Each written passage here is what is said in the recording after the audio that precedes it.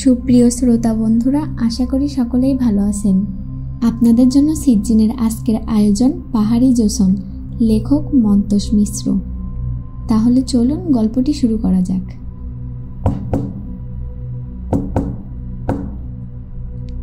শব্দটা ভেসে আসছে ঘন গাছগাছালি ঘেরা পুকুরের কাছ থেকে। কেউ যেন জোরে জোরে টোকা মারছে, আরো জোরে, 3 বার, 2 বার, 1 বার। 3, 2, 1, 3, 2, 1। কোনো সংকেত মনে হচ্ছে। যদি সংকেতই হয় তবে কিসের, কেন?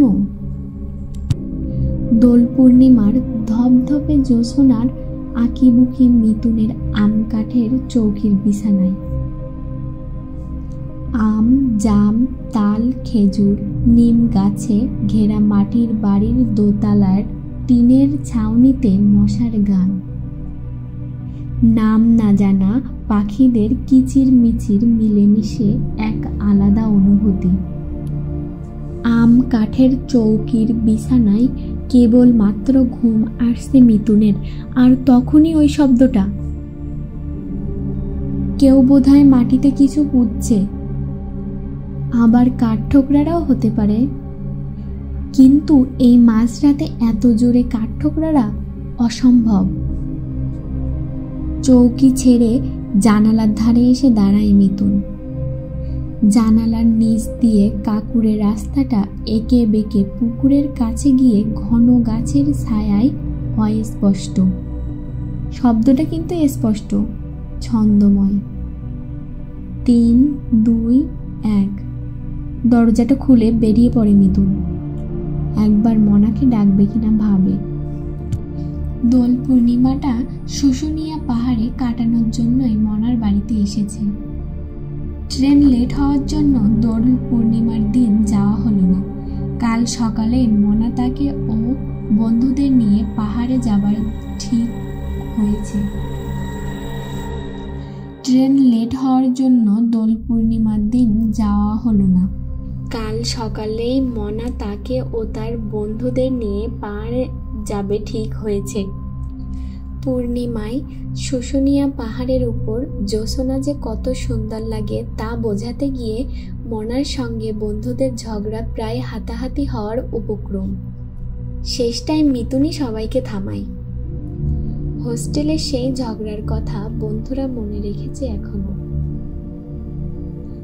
বন্ধুদের সঙ্গে যোগাযোগ হলেই মনার সেই দিনের ওই ঝগড়ার কথা ওঠে। রাতারাতি হোস্টেলে ওর নাম হয়ে গেল পাহাড়ি জোছন। প্রথমটাই ওকে পাহাড়ি জোছন বললে ভীষণ ক্ষেপে যেত, কিন্তু পরে বুঝেছিল স্কুল কলেজ জীবনে কাউকে খেপাতে পারলে দারুণ আনন্দ। তাই সে আর বন্ধুদের কথা গায়ে মাখত না, উল্টে বলতো, যা মনে আসে তাই বল, বিনি পয়সায় আনন্দ করতে আর দিচ্ছি না তোদের। তবে হ্যাঁ, একদিন না একদিন তোদের পাহাড়ে নিয়ে যাবই, তখন বুঝবি। মনার কাছেই মিতুনরা শুনেছে বাঁকুড়ার শুশুনিয়া পাহাড়ের ইতিহাস। পুষ্কররাজ চন্দ্র বর্মার একটি শিলালিপি আছে এখানে। সময় খ্রিস্টীয় 4th শতক। লিপির ওপরে আছে একটি বিষ্ণু চক্র, চক্রের মধ্যে দীপশিখা, পরিধি পর্যন্ত আছে 48টি রেখা, 14টি ফুলের পাপড়ি ও 14টি দীপশিখা। শিলালিপিতে পাওয়া গেছে চন্দ্রবর্মার পিতা মহারাজা সিংহ বর্মার কিছু কিছু বিবরণ।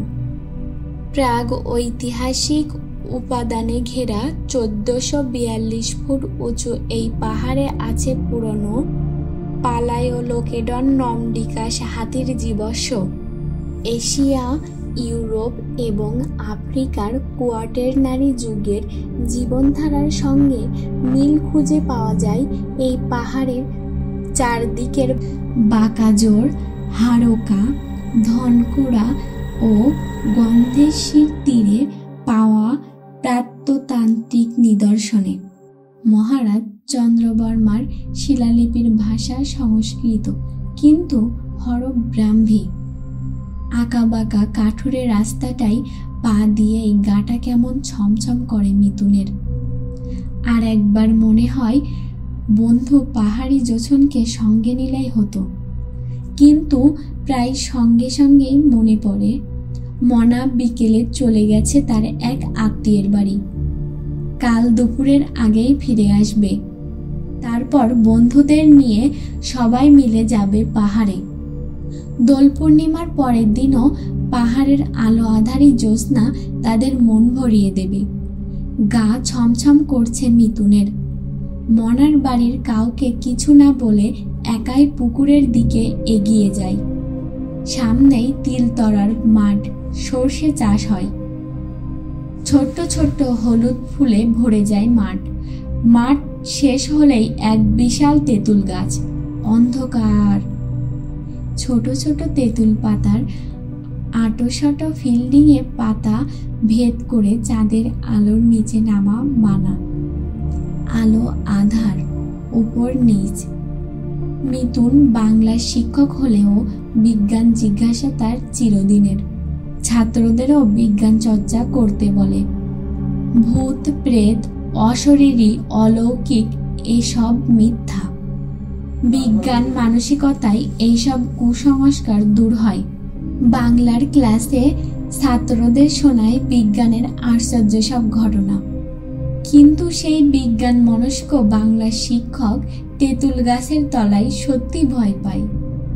মনাদের বাড়ির দিকে তাকায়। আবছা তেঁতুল গাছের তলায় এসে মনে পড়ে মনা গল্প করত আশেপাশের গায়ের লোকেরা এই গাছের ডালেই নাকি গলায় দড়ি দিয়ে মরে। আত্মা অবিনশ্বর, অতৃপ্ত আত্মারা আজও ঘুরে বেড়ায়। মনার সেই সব ভুতুরে গল্প মিতুনকে আরো ভয় পাইয়ে দেয়। যত চেষ্টা করে সহজ হওয়ার, পেরে ওঠে না। আবার সেই শব্দ।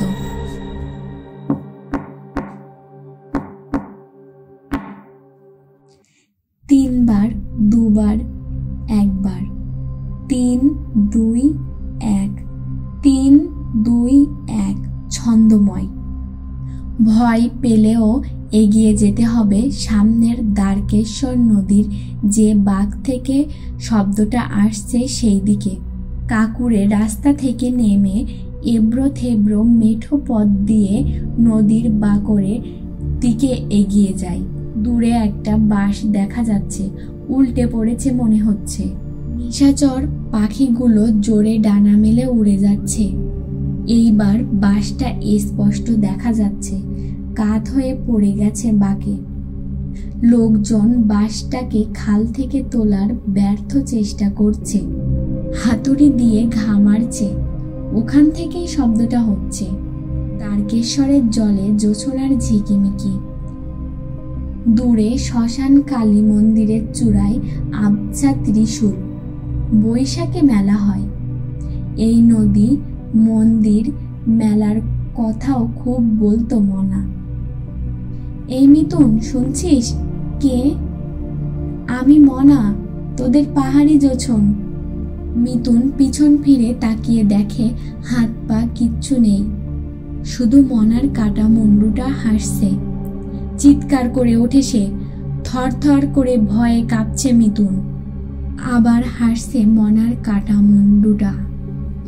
দৌড়ে পালানোর চেষ্টা করে, কিন্তু দুটো পা কে যেন আটকে দিয়েছে মিতুনের। কিছুতেই ছুটতে পারছে না। মনার কাটা মুন্ডুটা বলে, কিরে মিতুন, ভয় পেয়েছিস? কিন্তু তোর তো ভয় পাওয়ার কথা নয়। আত্মীয়ের বাড়ি থেকে আর ফেরা হলো না রে।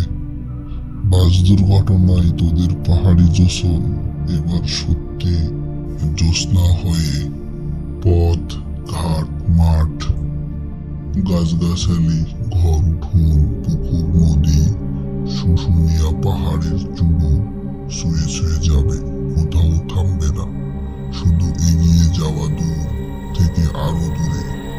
সকালের আগুন আলো ফুটে ওঠার আগেই দিঘির কোণে লুকিয়ে থাকবে তোদের হোস্টেলের পাহাড়ি জোসন। আম কাঠের চৌকির বিছানা থেকে গো গো শব্দ করে মুখ থুবড়ে মেঝেতে পড়ে যায় মিতুন। কি ভয়ঙ্কর স্বপ্নটা! মাথা ঝিমঝিম করে ওঠে।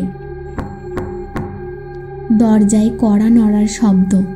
মেঝে থেকে উঠে দরজা খুলে দিতেই মনার বাড়ির সবাই একসঙ্গে কেঁদে ওঠে। মিতুন কি বলবে বুঝতে পারে না।